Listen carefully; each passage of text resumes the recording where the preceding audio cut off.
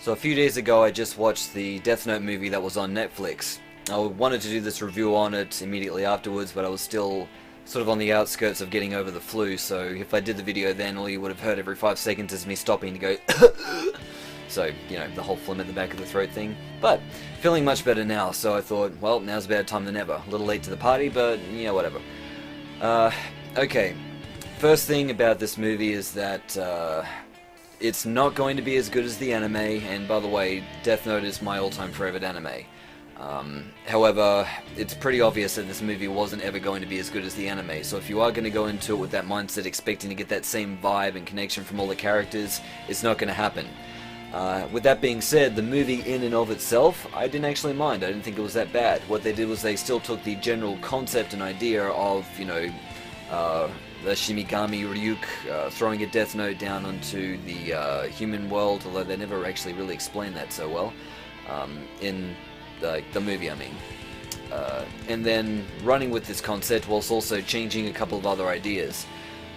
One of the things that they changed, and I'm going to try and make this as, you know, plot spoiler-free as possible, but one of the ideas that they changed was that if you were to write someone's name down in the Death Note, let's say you wrote down that they were going to die in 2 days, what would happen is that if you were to tear that page out and then burn it, that person would be spared from that death. And the other thing is that unlike the heart attack being the signature default form of death, assuming like the death was unspecific, what happens in this one now is that you could die of anything. It's not just a heart attack. They've removed the heart attack being the default form of death. And what happens now is basically if you don't specify the cause of death, it can just happen in any random kind of way. Pretty much exactly like if you're watching Final Destination. And really, if someone wanted to make like a fake trailer for a non-existent upcoming Final Destination film, all I need to do is just take some of the death scenes from this Death Note movie, lace it together, and then no one would ever be the wiser. I mean, it's really that uncanny. Now, even though I said don't try and compare this to the anime, I know that's what everyone's going to be doing anyway, so I'll give you a couple of things that are different from the anime without, you know, giving away a lot of spoilers. First of all, meeting Ryuk. In the anime, Light, who's by the way in this anime his name's Light Turner, not Light Yagami, because it's now based in America and they gave them more American sounding names. So when he meets Ryuk in the anime, he's already found the Death Note, killed a bunch of people, and a bit of time later he meets up with him. Whereas in this live action movie, he meets Ryuk before killing anyone, and it's actually Ryuk that basically tempts him to do it. You know, he's like, Light, you need to go take care of that person over there.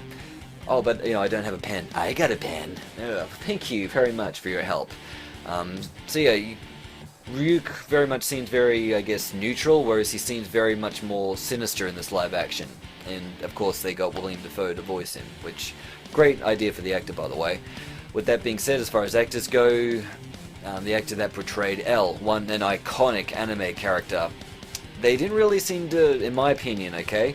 You can have your own, but my own, and the opinion that a lot of my other friends have shared, is that, yeah, the actor they chose to portray L didn't really seem to do justice to the character the way that it was done in the anime. Not just because he's black, just even the mannerisms, the way he speaks, even the fact that L was always quite, you know, calm and placid in the anime, with the exception of when he kind of had that freak out on the couch when he heard the words Shimigami uttered on that news report with Kira and all the rest. In this one he's a bit more of a loose cannon and loses his shit a few times. So that was a big noticeable difference. You know, on top of that, just, you know, seeing him try and, you know, sit in the owling position and eating lots of candy and trying to put on that very calm, like, therapeutic sort of voice, I just wasn't buying it. But as far as the other actors that they chose, despite the fact there are a little bit of differences in the way that they appear, yeah, I was quite happy with them for what they did with the live action, okay? Keep in mind, they kind of had their own sort of spin for the live action as opposed to the anime. So what they chose for the live action, for the most part, was good, but even then, L, I still didn't really think was all that, yeah. The other things that are different from the anime is that in the anime, Light had a mother and a sister. In this one, he's an only child, and his mother died some time ago before the story starts. The other story with Misa, now, I'm just going to presume that you've seen the anime, and if you haven't, well, you should. It's awesome. But in this one where he meets Misa, and for those of you that have seen the anime, you're not going to know why I'm not going to bother explaining what happened in the anime. It's a long story.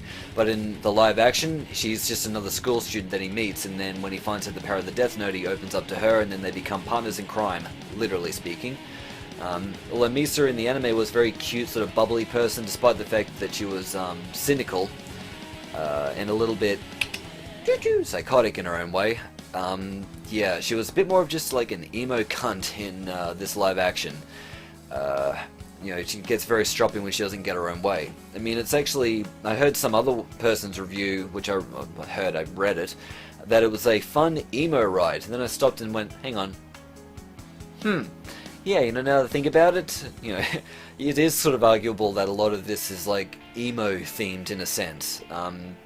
If you are a little bit skeptical about that, if you hate emo stuff like I do, it still doesn't mean it's going to ruin the movie, okay? It just means that there's like, you can tell that emos would be big fans of this live action film, that's all I'm saying. But again, by all means, it shouldn't ruin your experience from going and checking it out. Other differences, the Light's dad's personality. In the anime, he was a bit more of a surly, gentlemanly sort of a guy. In this one, he's a bit more of a dick, or at least in the beginning, when it starts off. The other thing is the name Kira. Now, in the anime, Kira was taken from the English word killer, because, you know, in the anime it was based in Japan. And killer is pronounced Kira in Japanese. What I didn't know was that Kira is also Russian for the word light, which is the one of the reasons as to why in this live action he decides to go for the name Kira. They do reference it to Japan as well, but again, you'll see that when you watch it. Unlike the anime, this live action is a lot more violent. As I stated, it's really like watching Final Destination. There's, you know, blood, gore, you know, all that good shit. In America it's probably rated R. Here in Australia it's only rated MA, but R is the next level up, by the way. So we still have an R rating, it's just what's generally rated MA and R here is always just rated only R in America. Other things, let's see.